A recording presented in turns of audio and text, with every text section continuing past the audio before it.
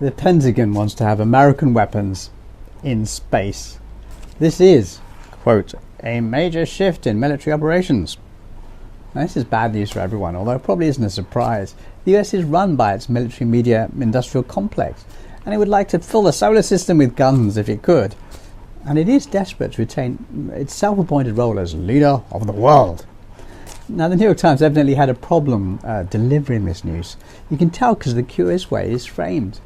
The paper and reporter Eric Lipton, they want to blame the Chinese and the Russians for it, which is difficult because the Chinese and the Russians have not filled the night sky with weapons.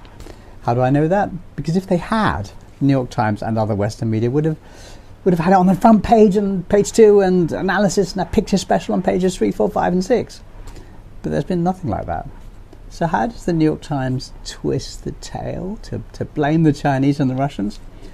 Well, the headlines and the phrasing of the story are constructed in a way to make it seem that the Pentagon is being forced to respond to threats by, oh, we must spend more on weapons. We didn't want to, but we're being forced to.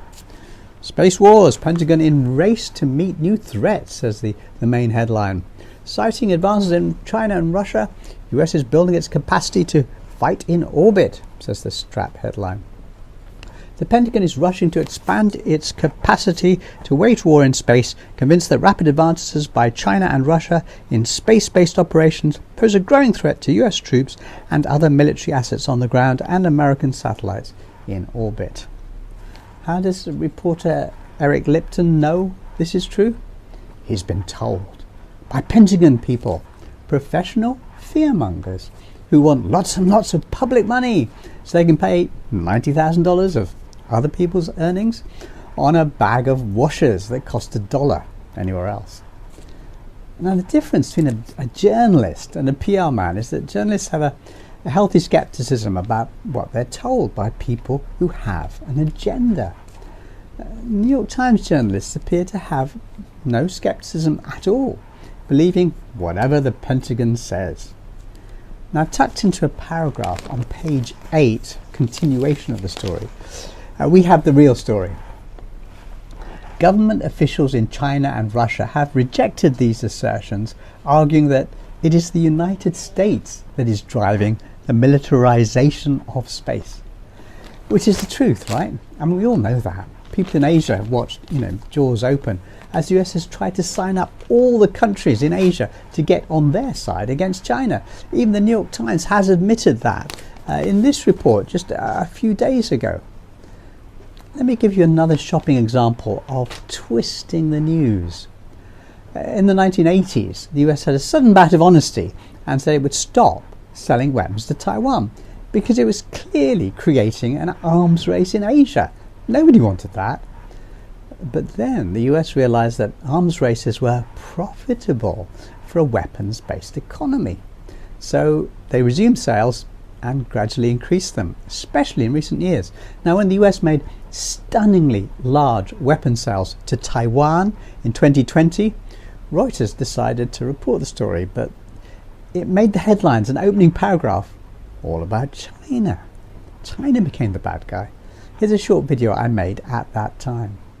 As we all know, newspapers like the People's Daily will twist things round to favour China. Fox News will twist things round to favour the Republicans, and MSNBC will twist things round to favour the Democrats. That's how it goes. But here's a particularly funny example of twisting the news. So the news story is that America has destabilized this region and has way upped its arms sales. So they've just sold their 6th package this year alone of weapons to Taiwan. So it's very naughty because way back in the 1980s, America promised not to sell weapons in this region because it recognized it was destabilizing the area. The journalists have a problem here, of course, because, China has to be the bad guy, and China doesn't appear in this story at all. So here's what the reporters do to twist the story round. This story is about A and B, but Reuters wants to make it about C. Let me just turn to my laptop here. The news angle becomes Taiwan threatened daily by authoritarian forces. And here's the president of Taiwan, and the caption, President Tsai Ing-wen says authoritarian forces consistently attempt to violate the existing norms-based order.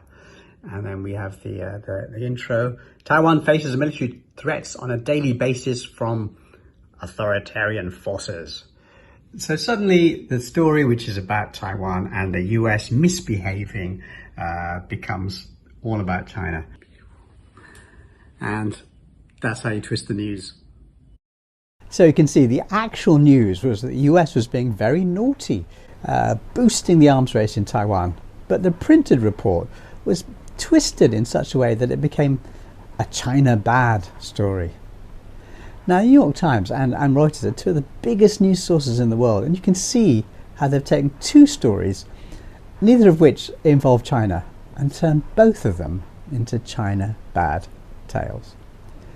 Which is why we all have to stay smart, stay skeptical, and read widely. Peace.